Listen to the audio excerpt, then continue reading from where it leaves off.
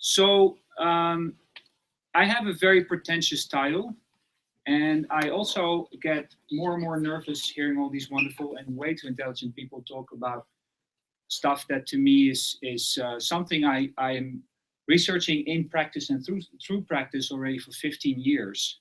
But I might end up using terms in a very naive and ambiguous way, so I hope you bear with me. So most of the knowledge that I want to share with you is completely practice-based, and my research, I guess you need to call practice-led research. I call myself a researcher because I think makers are researchers, of course, anyway. When they make things, they're having a certain degree of research involved. But in order to, of course, transfer this knowledge, we need to think about forms how to translate this information that we gain. And I'm also a teacher, so I have to. But I guess the way I teach is more a didactic approach to research or knowledge transfer than an academic. So I transfer a lot of what I do back into practice for that reason. And in order to do so, I had to also create a place for practice to do research, because I work in theater and I work with computers and mixed reality technologies, and the best way to sort of reinvent what is possible is by actually doing it. Being in an art academy or art university, I provided a studio space for my students to have all sorts of technologies there as Lego bricks, so they can really on the fly, through exploration, invention, and improvisation, figure out everything we already know, but at least then they have embodied that knowledge and sort of taken an agency to that knowledge because they sort of invented it themselves. So I don't have to be this grumpy teacher saying, oh, this is already done in the 20s or 50s or whatever. But I say, yeah, good work. Now what? You know, so I think the core question I'm dealing with is how can interactive mixed reality technology, which could be tools, disciplinary knowledge, and methodology, be an integral and equal part of the creative process in a performative context? Because, of course, I studied technology for a while as a practitioner myself, and of course, the way technology is designed. And I think the Super 8 camera handle approach was very illustrative of that, is that the way the technology is designed is also influencing how we use it. So for me to have art students to improvise with technology, the technology itself needs to be like Lego bricks, especially the old type, that they're not too precise in what they are, but they're very intuitive to use, and basically you can make anything you like. However, after 15 years of practice, I do feel the need to start putting that into perspective and not only think from my underbelly, but also involve some cerebral activity and understand what you're talking about and put my own work in context. So I'm now applying as a PhD candidate for my PhD.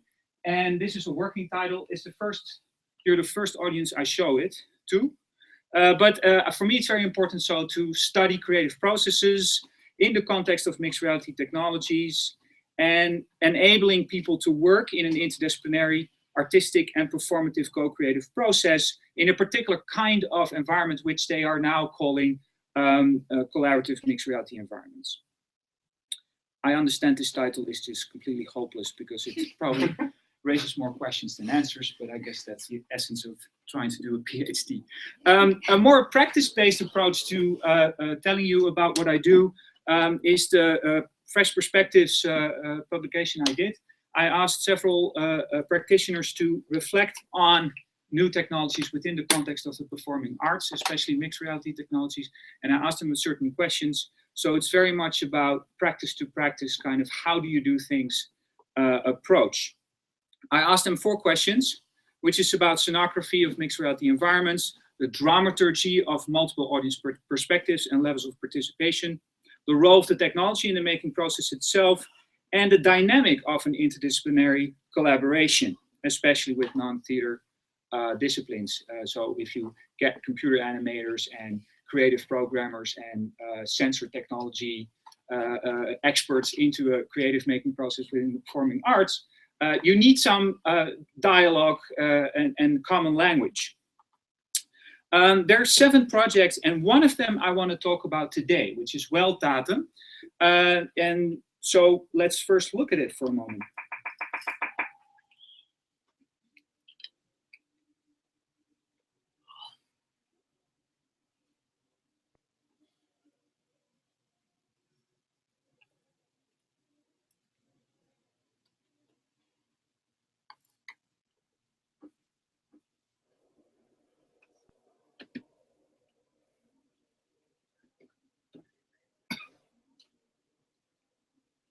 Hi, welcome to the inside of your own body.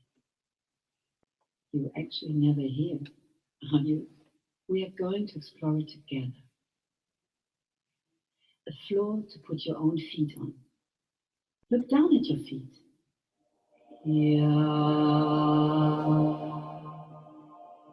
Wonderful, come on. Yeah.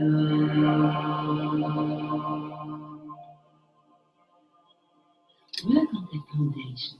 Just try different pitches.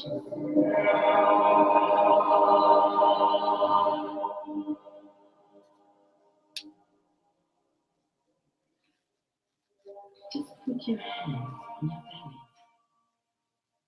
underneath your belly button. This is the beginning of everything. Do you feel that? And now just sing. Yeah, yeah, yeah, yeah, yeah, yeah. Come on. Yeah, yeah, yeah.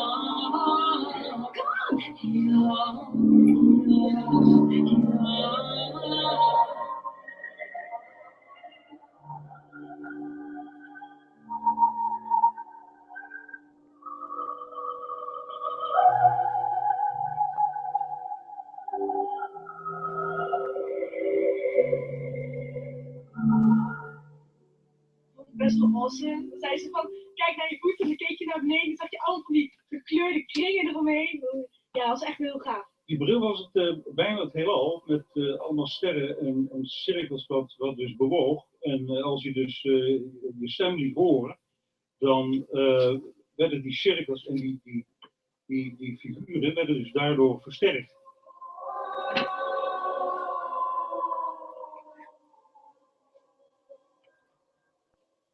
Let me emphasize that I've not been involved in this project as a maker. I was actually an advisor to this project. So all the creative, wonderful work you see is definitely not because of me.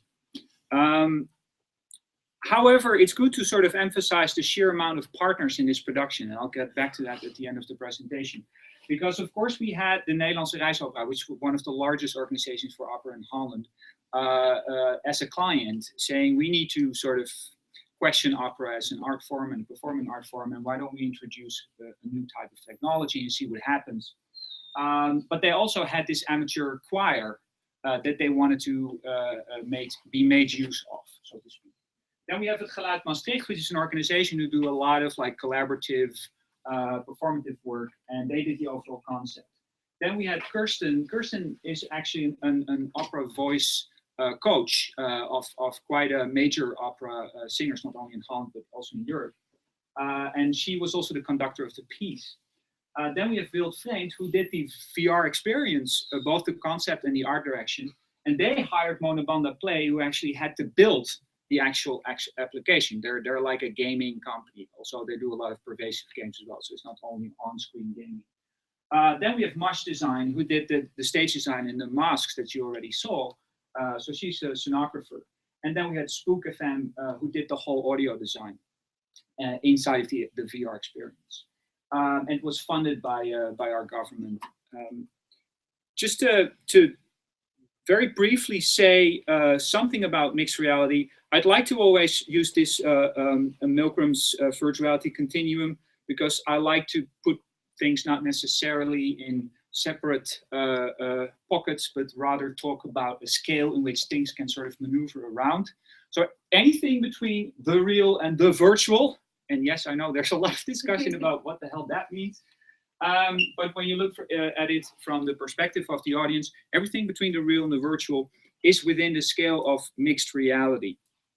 And so when you talk about the technology, it refers to the merging of real and virtual worlds to produce new environments where physical and digital objects coexist and interact in real time. I guess every single word in that sentence you're discussing already for years, but let's move on for the sake of this presentation. About multiple audience perspectives, this piece was clearly designed to have the audience become also performers. So there were 60 audience members that were separated in 2 groups. And one group was asked to sit down on the platform, and the other half was positioned around them as performers, and they were helped by the amateur opera singers. So this is a completely like pervasive stage. There was no border between opera or singers, or amateurs, or helpers, or technicians, or audience members. Then they do the VR experience and they look at it, and then halfway the whole performance they swap positions, so to speak. So depending in which group you are, you either do first the VR thing and then see somebody else doing it, or the reverse of that. Already, oh my God. Okay, I have to then hurry up a little bit. Thing is that it was in a church, an old church in Enschede. So that was the given location, which in itself had a lot of connotations, of course. And there was an opening of the stage from the beginning to the end. So the round stage was closed, and it would open up halfway, and it would open up to that church.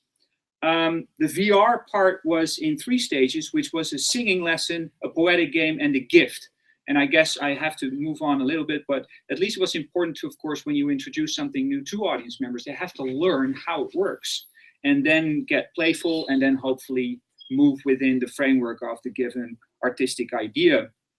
Of course, the masks were designed to both incorporate the form and function. So it had to listen to a microphone because people could sing inside of the mask, and those voice input, both the tone height and the volume, was translated into the graphics. So people really confirmed that if they would make sounds, they would see virtual images respond.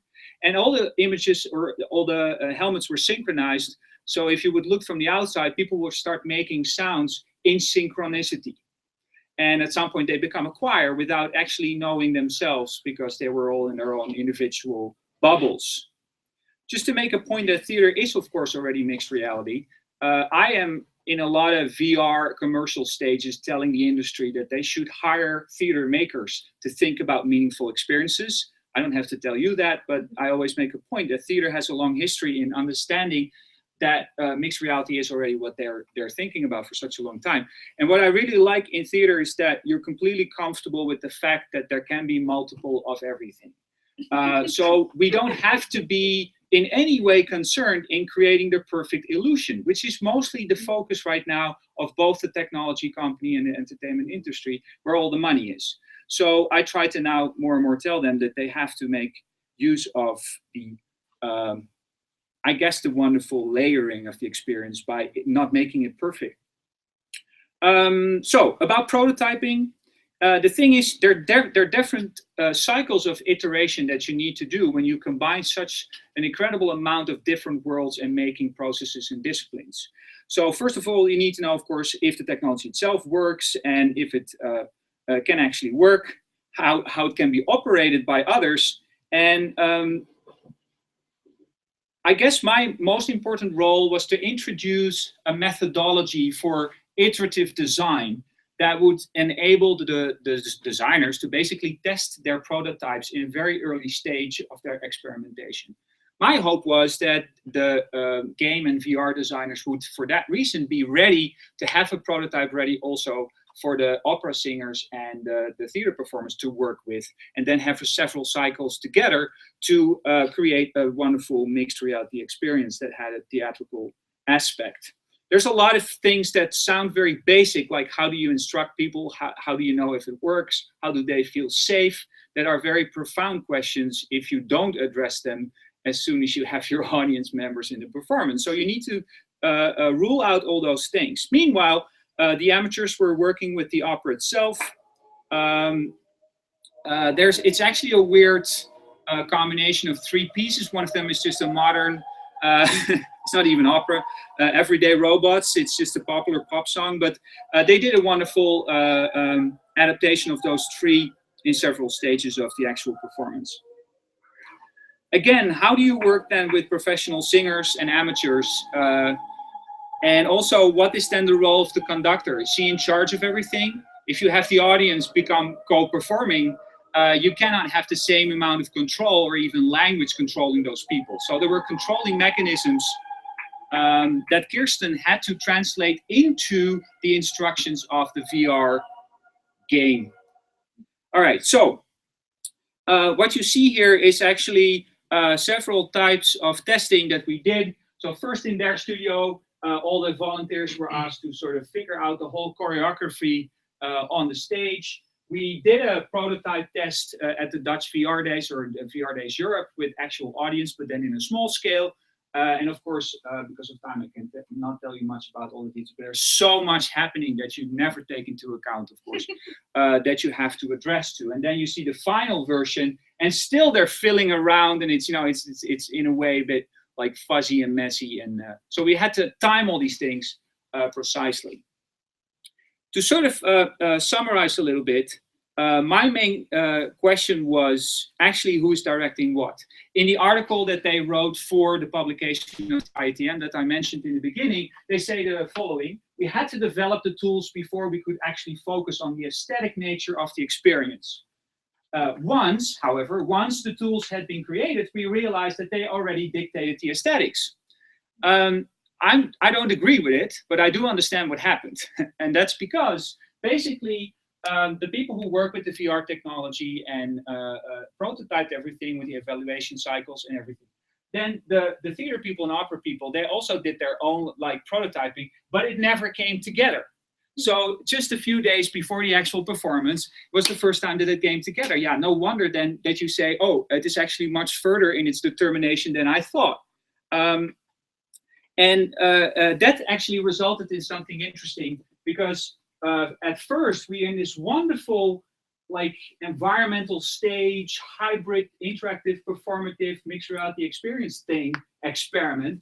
But then at the end, they decided to open up the stage, and then the whole choir comes together again in a frontal stage setup and doing the last part of the opera, which I asked the artistic director, like, how did you end up, you know, ending up there? You know, it feels to me like a regression rather than a progression.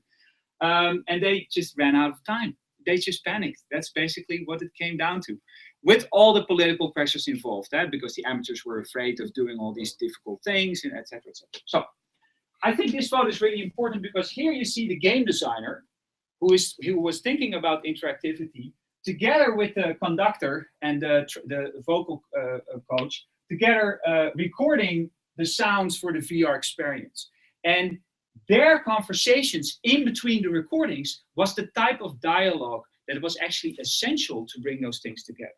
So to summarize, I'd like to propose something that I can tell you is coming from now 5 years of experience at my own media and performance laboratory.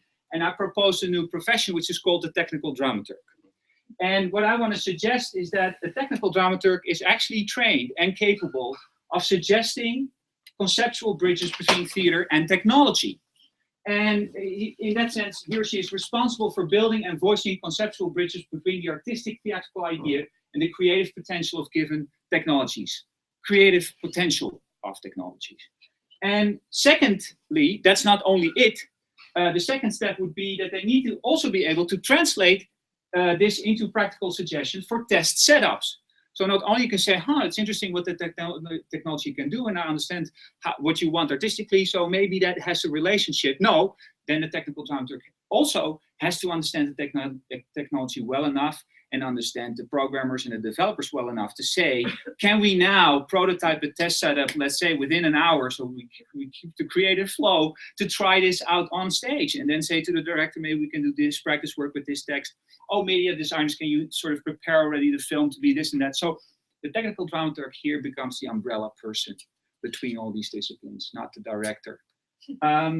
So just to say, translate these conceptual bridges to practical suggestions of what kind of technical test setups could provide an experiential means to explore the creative potential, with the outcome that you can also say, this was a bad idea, let's not do it.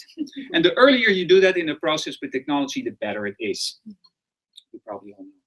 So thank you very much. This is free to download. I would love you to read it if you have the time in your busy schedules, and send me an email what you think about it. It's my first attempt to actually write as a technical dramaturg about these 7 different projects, of which I just showed you one. Thank you very much.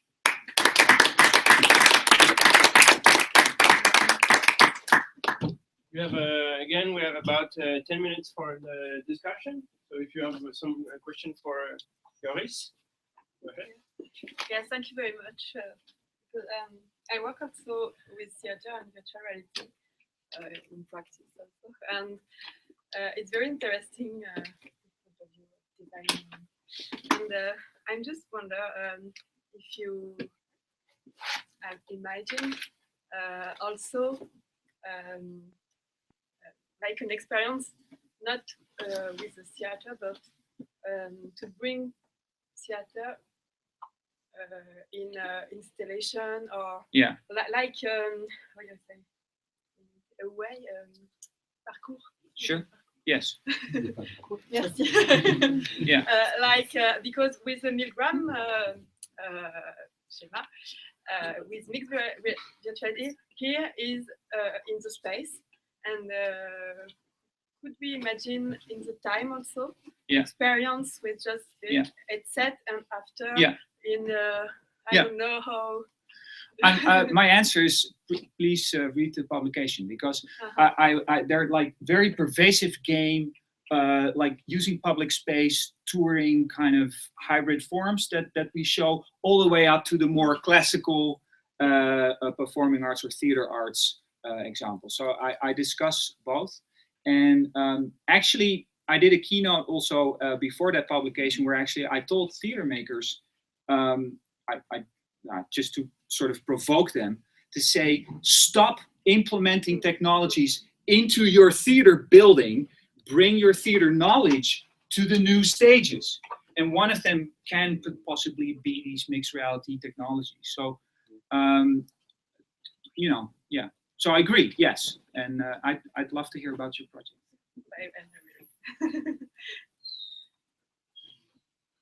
When I read thank you for your talk. And I read the title of your book there, I recall Wagner's Theatre of the Future. And I wanted to bring your idea about this technological bridging man to Wagner back and recall the scene where in the Rheingold, the Rhine maidens should swim and sing their arias, right? Right. And where he really constructed this big bassin where they should swim around. So they actually, he is actually the one who created mixed reality by having this tree there inside, have the magical part. So mixed reality, as you understand it, is related to modern technology. Mixed reality, as Wagner would say it, is related to scenography. Yes. Bringing up different forms. And the future has a political understanding. So this is not in yours, right? I just wanted to bring this historical thing into it. No, first of all, I agree. So I'm furiously opposing these everything is new kind of industry talk, right? That's why I go to those stages and tell them, look, theater makers are already dealing with this for 2,500 years, if not more or less, depending on where you. With my, hiddenly. So this is the point. It's either hidden, the technology, or it's brought up. And that's another thing that I was trying to very quickly go through, is that what I like about the whole postmodern thinking is that you also show how things work. So because there is this repetition within industry to create the perfect illusion. When they talk about presence, the way they define presence is that the brain cannot distinguish anymore the fact that it's sort of fooled by the technology and not recognizing the technology itself. Now, why do they find that important? Because they have this very romantic idea that when those barriers are taken away, you can basically create anything you like, and that would be perfect and cool. That's how far the argument goes. And I think, okay, sure, and they for sure will go really far in convincing you within 5 to 10 years that your body will not distinguish any more the difference other than your memory that you're standing in a room that is somewhere else. But the thing is that it doesn't necessarily create more interesting experiences, right? And what I mean, I'm not a theater maker, but I work within theater already for 15 years, whereby I so much like this postmodern, like multiple layers of reality being in the same moment present, whether you choose to focus on one or the other or not, and to what extent you're willing to blend those with a willing suspension of disbelief or not. But the fact is that they're all there, everybody's perfectly cool and happy with in theater. While in all these modern industries, they think it's a problem. And I think from a dramaturgy point of view, I find it so interesting to look at VR exhibitions where people are all running and standing in line to get inside of the experience.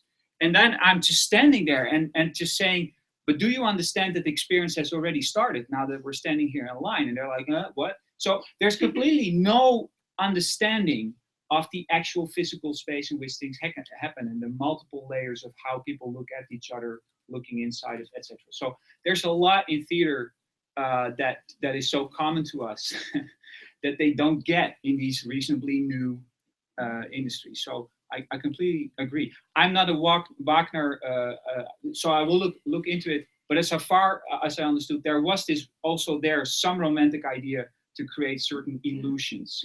And then, yes, and I'm not. I think we're now living in wonderful times where we can actually use the ambiguity of being in different spaces at the same time as a third layer of telling stories, because it says a lot about the times in which we live, because we're in so many spaces at the same time. So, or at least that's what I tell my students. They can figure it out. Thank you very much. Thank you very much. We'll move to the last presentation by Birgitte Stougaard Pedersen. She's an associate professor in aesthetics and culture at the Department of Aesthetic and Communication at the, how do you pronounce the university? Aarhus, in Denmark. And she'll be presenting something titled Voice, Technology and Effects of Authenticity. Yes, and we have to again do a swap here. Yeah, I think we can do it quickly. Your presentation is already on it? Yes, Do you need sound? I need sound, yes. In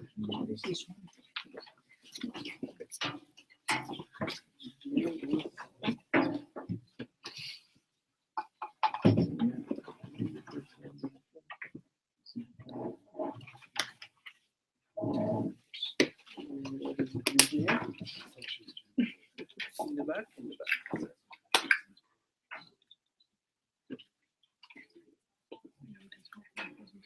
Yeah, this one.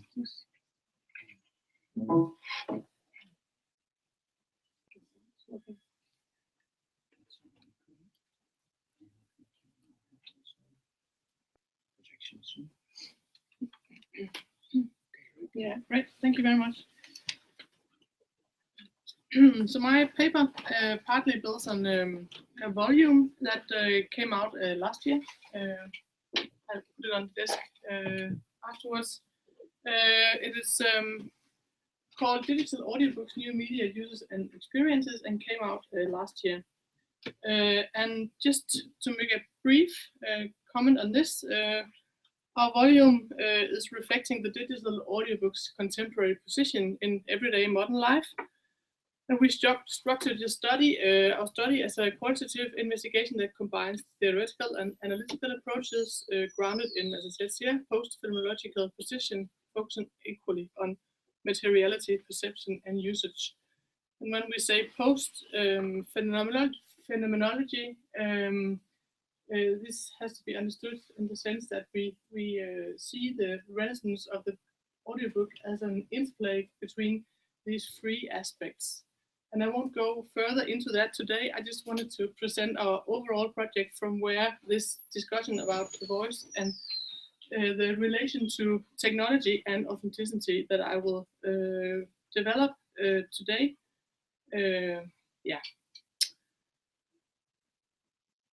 With regard to the audiobook, the voice obviously becomes a mediating actor or a natural center in the relationship between reader and text, as a kind of oral software that mediates language, but which also in itself produces material and rhetorical meaning. So listening to an audiobook, the voice in our ears seems intimate and anonymous at the same time. It has a clear rhetorical presence or intention, but is nonetheless fundamentally unembodied. So in this paper, we discuss this ambivalence of this presence. Instead of referring to the experience of listening to an audiobook as an uncanny lack of embodiment, we suggest that an experience of presence and intimacy is created in relation to the listener. In the way, the performing voice of an audiobook questions the dichotomy between presence and absence, which seems to have haunted the voice from a philosophical historical perspective. The voice of the audiobook brings together the textual rhetorical functions of the text and the audible, physical, technologically processed material voice, which, through the act of enunciation, adds certain values and styles to the text. Nora Newmark states on the relation between the digital and authenticity as follows. On the one hand, the digital enables better quality, which might suggest better fidelity, greater authenticity. On the other hand, the digital is also more manipulable and flexible, as well as more abstract, thus undermining a sense of vocal fidelity and authenticity. We might focus not so much on the digital voice as somehow post-authentic, but rather ask how in digital media and art there is an authenticity effect through voice and in voice. In this paper, we build on Newmark's ideas, accentuating the aspect of materiality and uniqueness of the mediated voice, supporting the performative and rhetorical perspective of a voice addressing a listener. We experience having a close, almost intimate relationship with the voice, yet it functions in the ambivalence between intimacy and artificiality, as stated by Newmark in the recent quote. And now I hope we will listen very shortly to the actor Roxana Ortega reading a short clips from her reading of Jennifer Egan's A Visit from the Goon Squad from 2010. And I hope this will work. Otherwise I'll do like this maybe. I don't know if that's where we were. I'll try here. Icon the white icon in the bottom. Yes, that was already, I think, the one this you one? tried. Yes, great. We just hear short clips. They're an invincible unit. At 11 years old, Rolf knows two clear things about himself. He belongs to his father, and his father belongs to him. They stand still, surrounded by the whispering bush. The sky is crammed with stars. Rolf closes his eyes and opens them again. He's in Africa with his father. He thinks, I'll remember this night for the rest of my life. And he's right. When they finally return to camp, the warriors have gone. Only a few diehards from the Phoenix faction, as Lou calls the safari members who hail from that dubious place, still sit by the fire, comparing the day's animal sightings. Rolf creeps.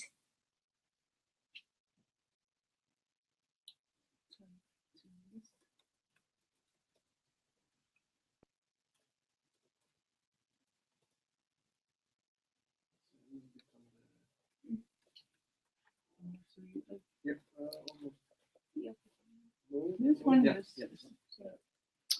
Great. I won't say anything more about this right now. I hope I'll get to it by the end. It depends a bit about how far we are with time. We must conceptualize the audiobook can be regarded as a kind of translation, transferring the text from one medium to another, and thereby possibly creating a new media that, regarding mediality and modality, is different from the first. We must conceptualize the act of telling a story through a voice as an interpretive act that links the audiobook to musical work, referred to, for instance, Brian in 2002, as fluid texts which can interconnect different editions.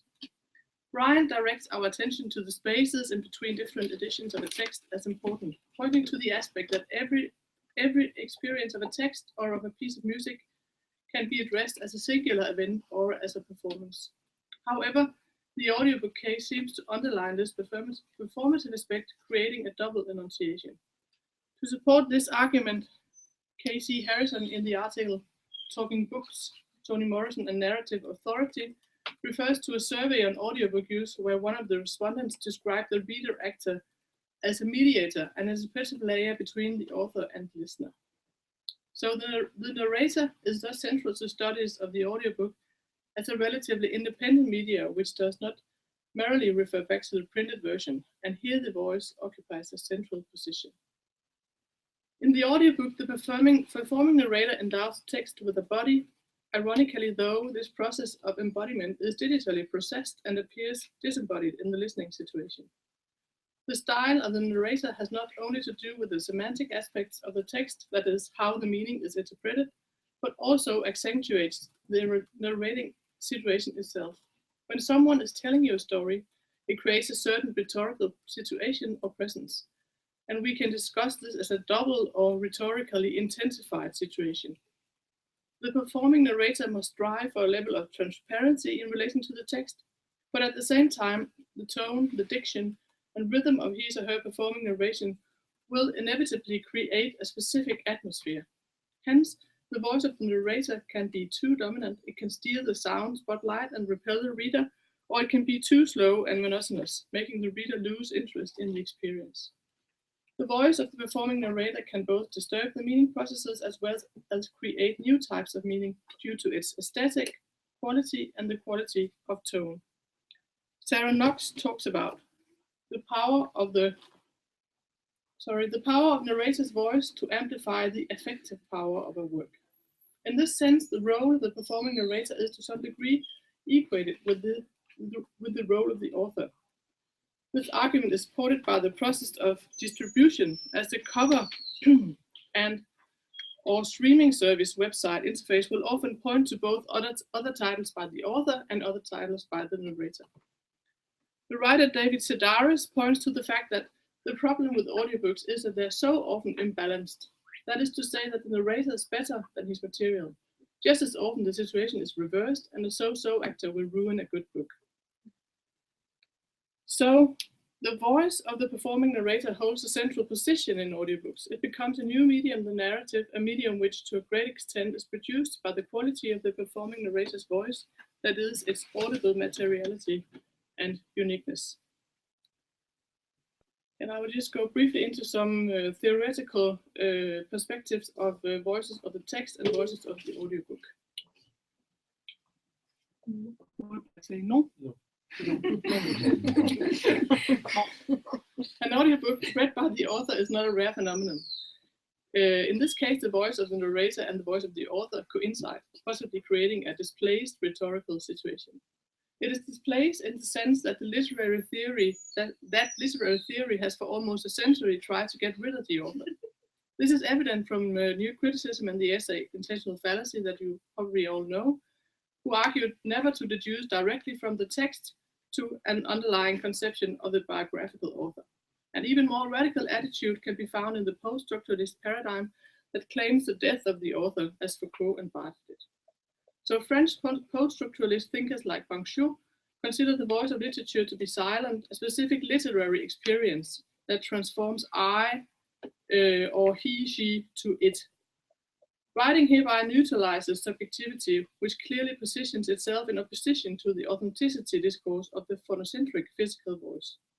According to Derrida, phonocentrism has resulted in a widespread Western conception of the spoken voice as more authentic than the written. The spoken voice is endowed with presence, whereas the written voice historically has been interpreted in continuation of its representation of absence. So works by Derrida, Blanchot, and Barthes can thus be seen as aiming to definitively break with the authenticity that clings to the speaking voice and instead enhance the written neutral voice of literature as a possibly new erotic privileged aesthetic experience. Taking these points further, we discuss the relation between narrator and voice on the basis of a comparison between the voice of literary text and the performing voice of the audiobook. You can discuss the audiobook as a media transposition, as Kittler would have called it, a displaced enunciation that changes the media conditions and hereby the enunciation itself. In this context, you can argue that the polyphonic, ambiguous character of the experience of a textual voice when reading a printed book can be both disturbed and enriched by the performing voice's interpretation of the text. The performing voice makes a number of stylistic choices during the act of reading. Tempo and phrasing become part of the interpretation, which together with the characteristics of the performing narrator's voice adds to the implicit or immanent intentionality of the text. When a performing voice interprets a text like a piece of music from a score, we experience a possible hermeneutic closure that changes the silent act of reading. The inner voice of the silent reading experience is confronted with a sounding interpretation of the given text's intentionality. So the role of the performing narrator is crucial when we investigate the distinctive features of the audiobook as an independent medium, which does not merely refer back to the printed book as a remediation, but which creates a singular auditory experience where voice is a natural center. As stated by Sarah Knox, referring to interview with audiobook users, giving the whole book voice suggests an act of transmutation, but also a kind of political or ethnical representation. The enfranchisement of literary character to capture the essence of the book is to give it a body and to give that body voice. But which body is this referring to? It is an affective body, the experience, yet disembodied body, you might say. So the enunciation of the performing narrator and his or her voice seem absolutely crucial to the audiobook listening situation, and the performing narrator becoming a competitor to the author. We experience an intensification of the text enunciation. Eliana Cammareri, in her text Multiple Voices from 2005, accuses philosophical debates on voice of having focused primarily on the voice as speech that is linked to semantics. Like Barthes, she emphasizes the pleasure of the voice, especially underlining the uniqueness of the voice. And she says, to clarify the distinct character of uniqueness, she separates the oral from the voice itself. She builds on Paul Sumter in proposing a distinction between orality and vocality, where orality refers to a voice as a bearer of language and vocality to values that belong to voice as such. Thus, Cammareri in her work tries to get rid of the ontology debate on voice, claiming that she is not interested in what voice is, but what it does, hereby framing voice as a performative aspect, the role of the voice as a performative aspect. The voice of the audiobook seems to emerge in the center of this debate between orality and vocality. On the one hand, it seems evident that the oral is present. We hear a narrative that is audibly performed for us. But on the other hand, the unique quality of this performing voice, its tone as well as a sense of rhythm and diction, is crucial to our response to the specific reading situation. The voice takes part in creating an atmosphere. Cammareri's notion of the voice as essentially relational or intersubjective. She says, I quote, importantly, even from a psychological point of view, this revelation implies a relation taken in by the relationality of the vocal emission, which broadcasts itself to the outside. The other's ear is in fact able to perceive the pleasure that this voice puts into existing as voice. Conceptualizing voice as a specific relation once more underlines the fact that voice is a perceived as well as a relational phenomenon. However, what Cammareri fails to determine is that the relation between uniqueness, subjectivity, and the body. How do recent theories handle the idea of the embodied voice, and how can audiobook reading both be parasocial, meaning good company, and yet be fundamentally disembodied? We will here return to Nora Newmark, who in her essay, Doing Things with Voices, Performativity and Voice from 2010, introduces the concept of performativity to reach a new understanding of the role of voices in contemporary art.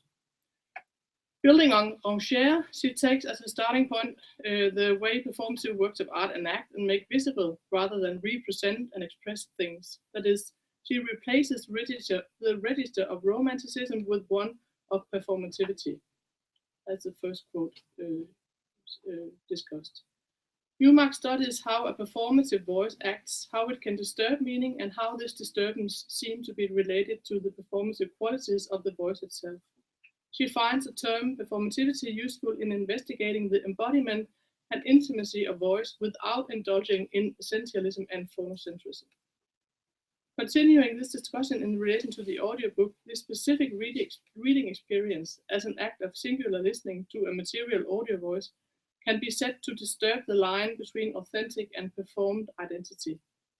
The performing voice is telling a story and hereby enacts a perceived yet mediated disembodied intimacy effect, a point which Newmark also highlights in her analysis of the Canadian sound artist Jan Cardiff. In many of Cardiff's work, the combination of an intimate voice and storytelling as a phatic act of communication creates a seductive flow of voice and story in combination.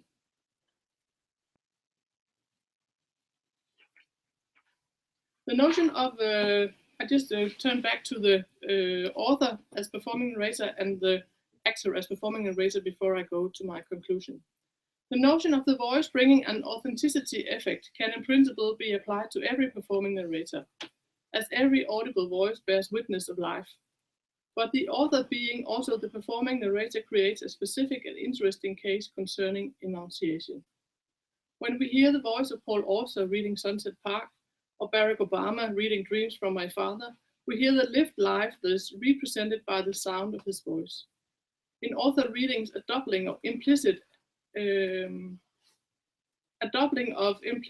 the explicit center of the text emerges. The biographically lived life is manifested through the representation of the physical life. We hear the voice and breath of this particular author, a rather insistent authenticity effect. When the performing narrator is a professional actor, we're dealing with a different level of enunciation as a character of complexity regarding the relationship between author text and narrator changes. The question of lived life and character is still crucial. However, the character of the performing voice of the actor appears different. The sound of a voice, in a sense, always represents a lived life, but in the case of the actor being the performing narrator, he or she seems more transparent. To this seeming transparency can be added a more professional, deliberately shaped diction. Here the concept of a dramaturgical voice becomes relevant. And according to Don Eide, a dramaturgical voice stands between the enchantment of music, which can wordlessly draw us into the sound so deeply that the sound overwhelms us, and the conversation of ordinary speech, which gives way to a trivial transparency that hides its sounded significance. In dramaturgical voice, there is united in the same moment the fullness of sound and of significance as a paradigm of embodied word. The dramaturgical voice amplifies the musical effect of speech. Eide here points to the activity of the performing narrator, in this case the actor, as involving both the oral and vocal qualities of voice, a use of voice that corresponds to the communicating aspect of language, but in a manner yet that deliberately reflects the sounding and expressive features of language. How much time do I have left? 2 minutes? Or? 1 minute, 2 minutes. 1 minute, okay. So I have to skip the example. In this book, we made a model for analyzing the voice in the audiobook, and I would have just gone through the Oksana Ortega example briefly, but I won't do that now. When addressing the performing narrator, as we have done in this paper, it seems that we could discuss the use and role of voice as a spectrum of voice characters in a rhetorical continuum. We have discussed the performing narrator as a function that intensifies the rhetorical approach towards the listener. The actor will often choose to perform the text, making deliberate dramaturgical choices. The rhetorical style of the performing narrator seems crucial to audiobook users. We know this also from our interviews. And one might discuss style as a position in a continuum where the electronic voice is at the non-rhetorical end of the scale, and the reflected expressive dramaturgical performing voice inhabits the opposite end. So turning to the listening situation, zooming out and summing up, the voice no doubt intensifies the emotional relation to the listener, but also the sensory relation to the surroundings. The speaking voice performs a possibly disturbed relation between an authentic and a performed identity. The intimate style of storytelling that also characterized the reading of Roxane Ortega is a widely used authenticity or intimacy creating effect, also in the aim of creating listening situations that combines the environment and listening experiences. When discussing how the audiobook format might develop in the future, for instance, in direction of sound effects, etc., one of the most well-known artists using sound and voice in an authenticity-creating manner is Janet Cardiff, as I mentioned already, that in her video walks combines storytelling, visual effects, and binaural sound effects in an extremely seductive manner. The video walks are intentionally deliberate, engaging in creating certain moods or atmosphere in the experience spaces of the listener. The sound effects, for instance, the sound of footprints, are used as virtual pacemakers, someone has called them, as well as Cardiff's voice speaking in almost whispering, intimate manner directly into your ears, attunes us towards the surroundings. This effect can also, in a less direct way, be said to emerge when you're listening to an audiobook, perhaps performed in an intimate manner, a performatively based authenticity effect of the digitally mediated voice that intensifies the experience not only of the mental space of the novel, but also the listener's sensory attunement, creating a certain ambience of a space. Thank you.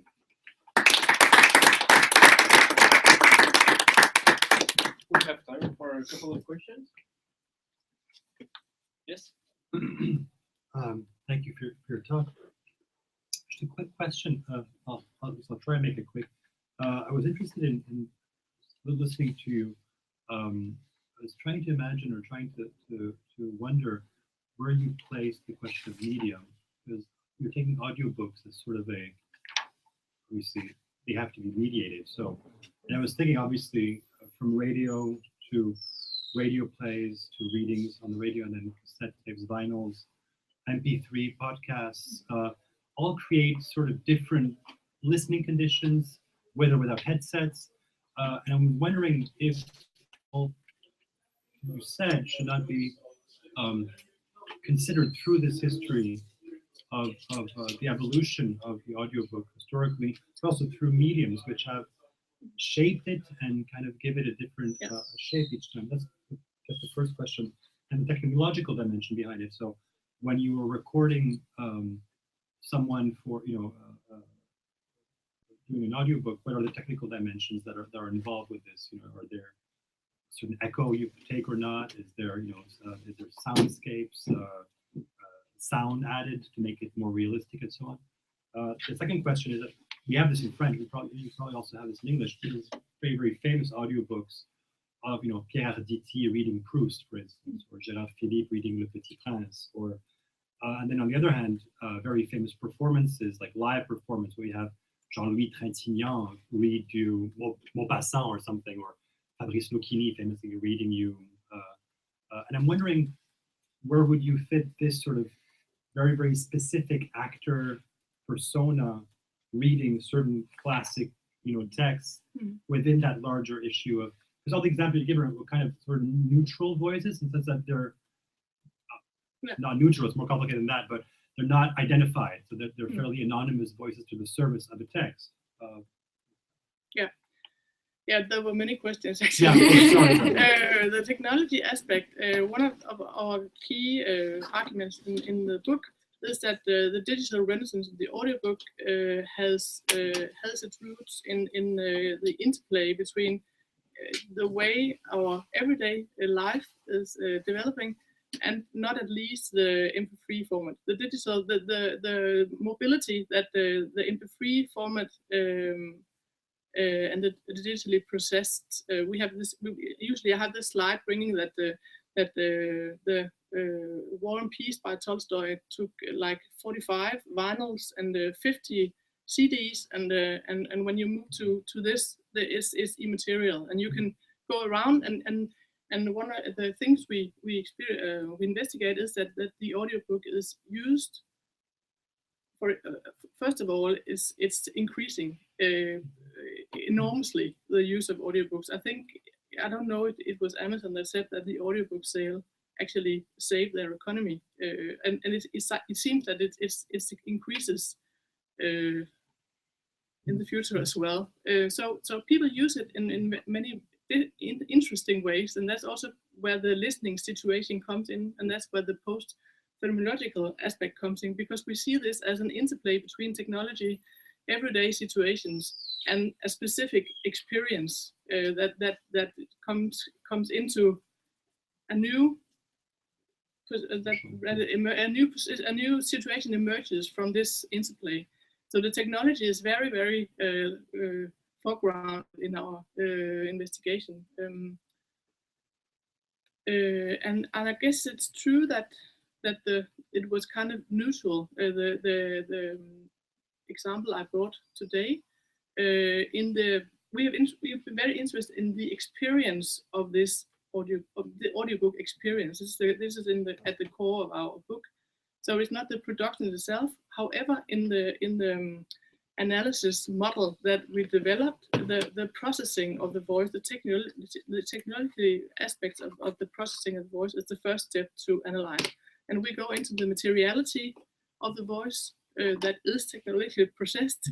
And then we go on to the rhetorical aspect. How are we addressed by the it is very dramatized. This is more neutral in the way it's pronounced. Then we have enunciation, which has to do with who is talking. Is it the author talking, or is it someone else talking? And then we have context at last. That's kind of a triangle as well. And the context is, of course, when it's a famous actor, for example, we hear differently than if it's a neutral part. So I hope it's there, but it was not here, I guess. Yeah. Still have time for maybe one last question. In these kinds of different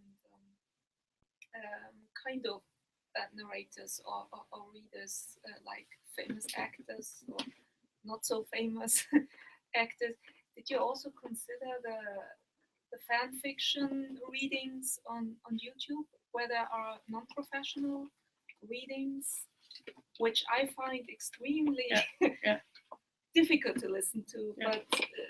But we did not. We had the way we addressed audiobooks in this is kind of it's done via, it can be an electronic voice or an actor or the author. But of course, the whole system surrounding this, also that the production setup is very easily. There's a lot of Vox Libris, for example, that has the possibility of everyone performing their favorite classic, and that is part of you could say the system of distribution, actually, that we are going more in direction of now, even and me. So we are writing an article, or we're turning into this right now, and there the amateur level is also very important, I think, because it's, as everything else, also this is also in sound culture, YouTube, and everything everything is possible. You can very easily get to make a relatively professional production. And the channels are also there just to publish it, you must say. So it's definitely but you can say if you are streaming via Vivo or Amazon Audible or via it's mainly still they are gatekeepers for a professional level of performing narrators. But of course you have the whole landscape of amateurs as well. It's extremely interesting. Thank you very much, Birgitte. Thank you to everyone. And the next panel should start on time at 3:45, so you have 10 minutes if you want to try to grab a cup of coffee after.